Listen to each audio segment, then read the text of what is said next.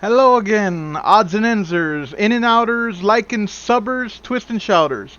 It is the one, the only, highly rated, armor plated, imitated, but never ever duplicated Espionage DB7 coming to you with yet another video on the Steam Deck. This time I'm coming to present to you 3 Steam Deck accessories, 2 of which I believe are must-haves, and 1 of which is an avoid at all costs if you come across it. So, the third one I don't even have anymore. It was so bad that I actually already returned it and got my money back. But the 2 accessories that I believe are must-haves are this very unassuming looking box which contains the Owltree TV dock for the Steam Deck, which works great, and I will demonstrate that in a bit, as well as this, the ONN Surf keyboard. This little keyboard works fantastic for the Steam Deck, and I'm going to explain why. And the third one is actually a 1 terabyte SD card, which was so bad it did not function on the Steam Deck, on my Nintendo Switch, on my phone, on any device. It was too good to be true, to be honest. I'll go over that as well, but stay tuned for that. Before we get into this video, however, don't forget, if you're not subscribed already, be sure to hit that subscribe button, like us, follow us on Twitch, follow us on Facebook, join us on Discord. All the links are below. Help us grow and expand, and we'll love you for it. And without further ado, let's get on into it with these 3 Steam Deck accessories.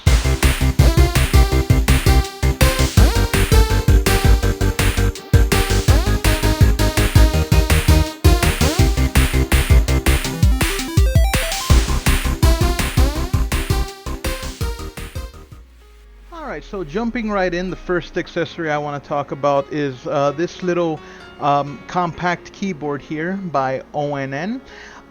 There are a few reasons that I think this keyboard is a must-have accessory. The first is the price. I actually got this keyboard from Walmart, actually off of Walmart.com, and it was only $6.88 plus tax. I mean, for essentially what'll run you just under $8 including tax.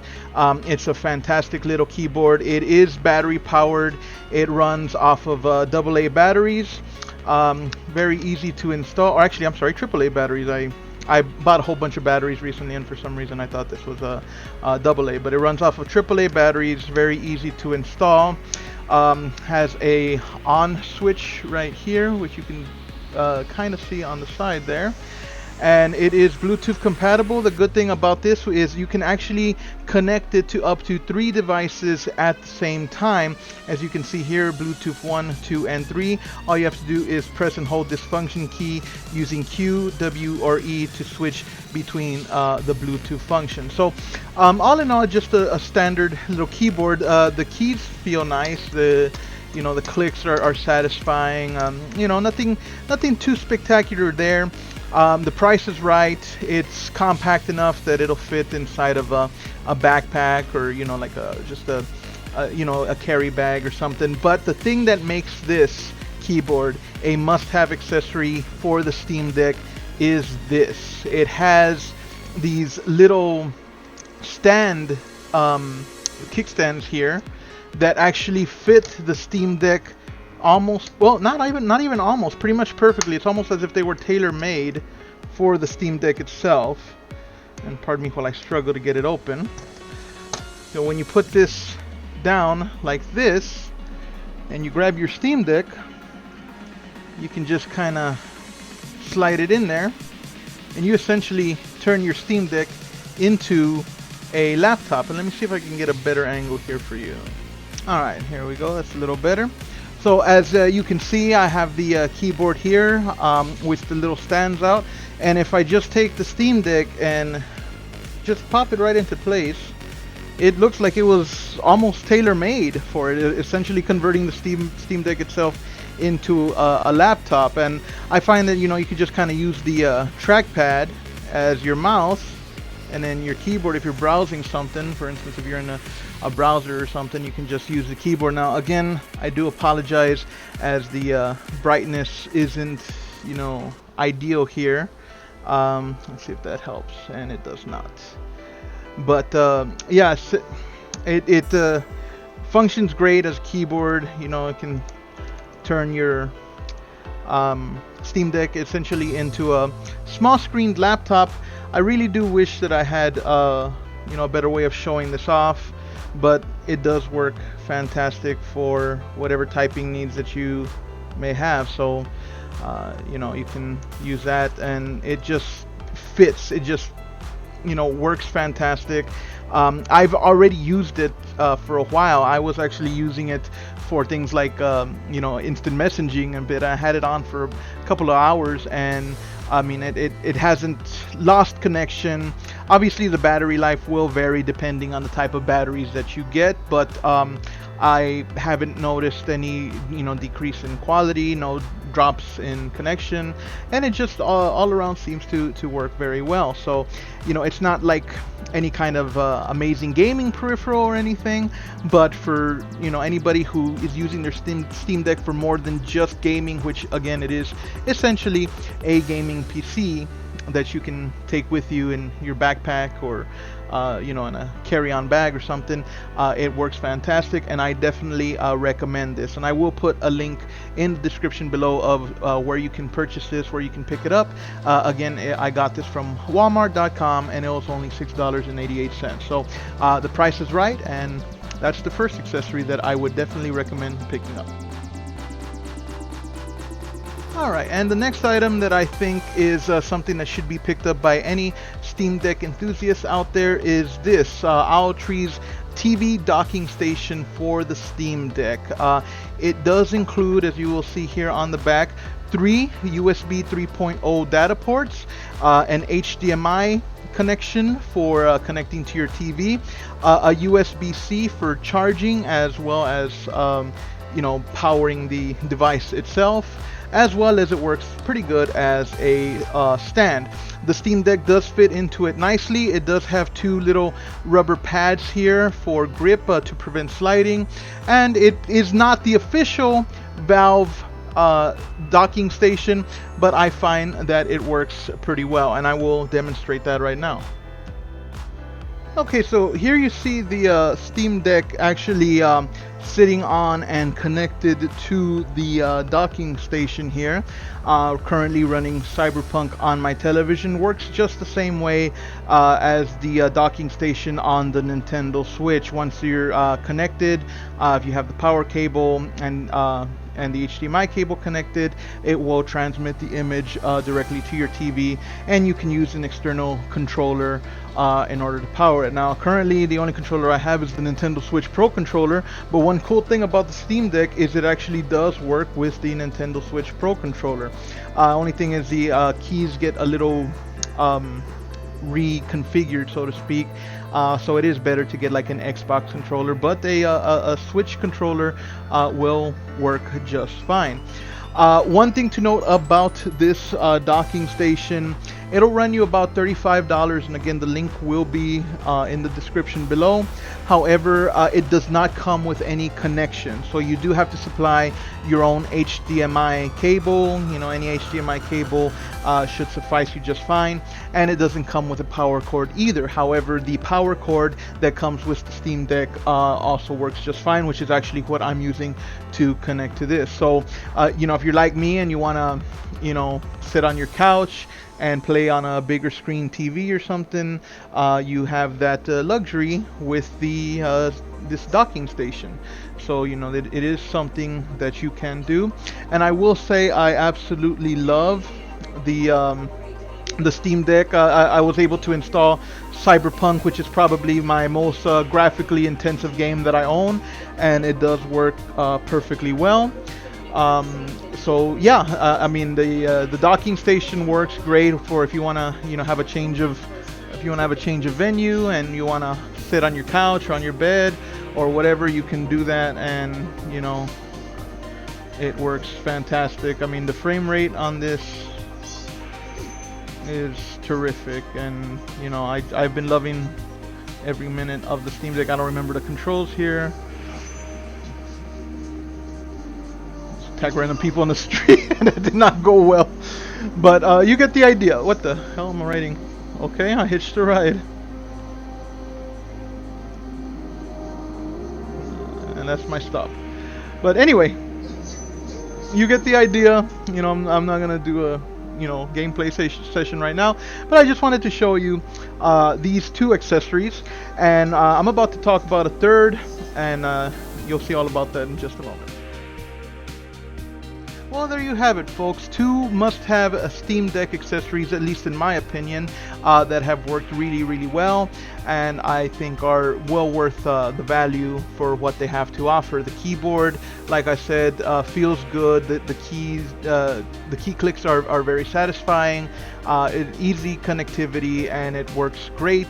Good to essentially convert your Steam Deck into a laptop. That way you don't have to carry more than one device if that's something that helps you out. And that little docking station works great, does exactly what it's supposed to do. I did actually try connecting my mouse through the little USB port, and it does work as well. So, essentially something useful to hook up your Steam Deck to a monitor or to a television set and use it just like you would a Nintendo Switch. So not the official one, but works great. And again, the description will contain the link to both of those items. Now, the last thing that I want to talk to you about is something that I purchased and had immediate buyer's remorse. And this is it right here. So the third and final accessory that I want to talk about, and the one to avoid at all costs, is this enticingly priced 1 terabyte SD card. Now, I read somewhere that what you want to look for when you're purchasing an SD card, regardless of the actual storage capacity, will be a U3 A2i or Class 10 SD card. Now, I don't purport to know much about what all of these symbols stand for, but I will say that I did do a little bit of research, and apparently the U3 that you see here, the U with either a 1 or a 3 inside of it, is the most important thing to look for when picking out an SD card. It describes the minimum read and write speed for the card that the card will retain during sequential read and write operations, such as writing and reading large game files. So I was pleased to see that it did have that, as well as the A2. This can either be an A1 or A2, and this is basically the first and second generation of what is marketed as app performance. What this is referring to is random read and write performance, meaning that the speed that the card can read and write smaller files on one after another. So I've heard that A2 is better because it's the next generation of this. I've also heard that this XCI, which describes the bus of the micro SD card and the maximum possible read and write speed, it comes in UHSI and UHSI2, and what you should do is avoid the UHSI2 for some reason that I don't fully understand. Again, I'm not gonna pretend that I know everything there is to know about SD cards. I did try to do my research, and as you can see here, it does indicate that this is a Class 10 UHSI. So I figured this was the one to go with. It seemed to pass every little test as far as what to look for in a 1 terabyte card, and I just figured I had found a really good deal. One thing you'll notice is here in this spot is usually where you'd see the logo of the manufacturer for the card. You usually see SanDisk or any other company, Sony or Toshiba or any the companies that make these little cards. This is where you'll see the logo, and you'll notice that it is absent in this case. So that was one thing that kind of caught my eye at first. You can see right here that the company that makes this is Sporkpods, whoever the hell they are. And I guess that should have been an indication that this was not going to be a quality product. But I figured, maybe I had just stumbled upon a good deal, and I decided, what the hell, I'll go ahead and buy it. Besides, if it doesn't work, I'll return it, which is exactly what I did. Lo and behold, I did purchase it, put it into my Steam Deck, attempted to format, kept getting error after error. Tried to put it into the switch and do the same thing, didn't work. Put it into my phone, didn't read it right. I actually put it into the SD card slot on my PC and tried to format it on my PC. Same thing. First, I kept getting errors that would say that the format process had failed, and then when I tried to reinsert it, it wouldn't even read or write at all. So all in all, it was just a complete loss. I could not get it to function, and it was just a bust. So the very next day, I actually took it back to Walmart. I followed the return process, and I just took it back. So why am I showing you this? Just in case you fall victim to the, like I said, that beguiling price, $22.35. These are one terabyte, a quality 1 terabyte SD card will run you anywhere from $100 to $130. If you shop around like on Amazon, or if you go to Best Buy or something. So while it might seem alluring, it seems like it fits all of the specifications that are needed, and 1 terabyte of storage for a low price of $22.35. I would not recommend this at all if you come across it, as it is shit. It's a shit SD card, not worth the price at all. So yeah, the other two accessories, fantastic, definitely something to purchase, but avoid this SD card as it will not serve you well, if at all. And there you have it, folks. I've had my Steam Deck for a few weeks now, going on a month, and I've honestly been loving it. I've really been enjoying it. I think it's a fantastic device, and I want to purchase accessories for it. And these first 3 accessories that I've purchased, I hope that I've been able to enlighten you a little bit as to something that you might want to potentially buy for yourself, as well as something to avoid, as that SD card just doesn't work. But that ONN Surf keyboard works really good. It is a fantastic purchase for just $8 or so, including tax. And that little stand looks like it was custom made for the Steam Deck itself. Keyboard feels really nice. AAA batteries, real easy Bluetooth pairing, a really good keyboard for the price.